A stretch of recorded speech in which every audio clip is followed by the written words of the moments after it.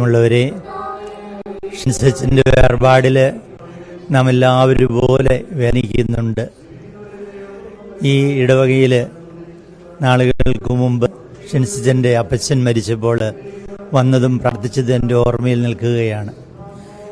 കഴിഞ്ഞ കൊല്ലം ഒരു യുവ വൈദികനോട് ഈ ഇടവക തലശ്ശേരി രൂപത മുഴുവനായും വിട പറഞ്ഞതിന് ശേഷം വീണ്ടും ഒരു യുവ വൈദികൻ ഈ ഇടവകയിൽ വളർന്ന ഇവിടെ പട്ടം സ്വീകരിച്ച ഒരാളുകൂടി വിട പറയുന്നുവെന്ന് കേൾക്കുമ്പോൾ അതീവ ദുഃഖമുണ്ട്. ഷിൻസച്ചൻ പണ്ട് തത്വശാസ്ത്ര ക്ലാസ്സിൽ എൻ്റെ ക്ലാസ്സിൽ ഇരുന്ന നിമിഷങ്ങൾ ഓർക്കുകയാണ്. അനേകം മണിക്കൂറുകൾ പല വിധത്തിലുള്ള സംഭാഷണങ്ങൾ നടത്തി ബ്രദർ ഷിൻസുമായി കഴിഞ്ഞ അവസരങ്ങളുമെല്ലാം എൻ്റെ മനസ്സിലൂടെ കടന്നു പോകുന്നു. എപ്പോഴും സുസ്മേര വദനനായിരുന്ന ഷിൻസ് നിറകണ്ണുകളോടെ നിൽക്കുന്ന ഒരേ ഒരു മുഹൂർത്തം ഞാൻ കണ്ടത് അപ്പച്ചൻ്റെ രോഗത്തെക്കുറിച്ചും വേദനകളെക്കുറിച്ചും എന്നോട് പങ്കുവച്ച നിമിഷങ്ങളിലാണ്. അതിനുശേഷം അദ്ദേഹം വളർന്നു, ദൈവശാസ്ത്ര പഠനം ആലുവ സെമിനാരിയിൽ നടത്തി.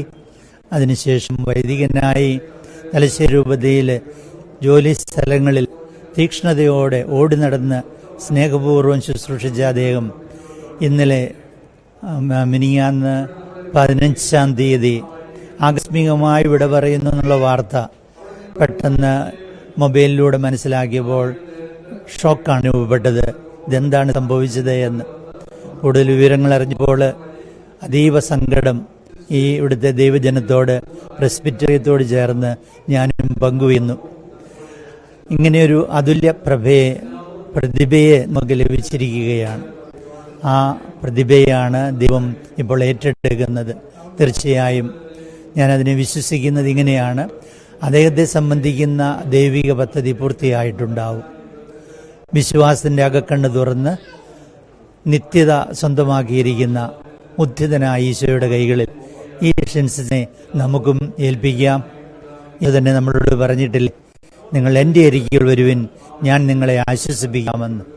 ഈ വിശ്വാസത്തോടെ ഉദ്ധിതനെ നമുക്ക് ഷിൻസിനെ ഏൽപ്പിച്ചു കൊടുക്കാം. അങ്ങനെ നമുക്ക് ആശ്വാസം കണ്ടെത്താം. എല്ലാവർക്കും എൻ്റെ അനുശോചനം അറിയിക്കുകയും ചെയ്യും.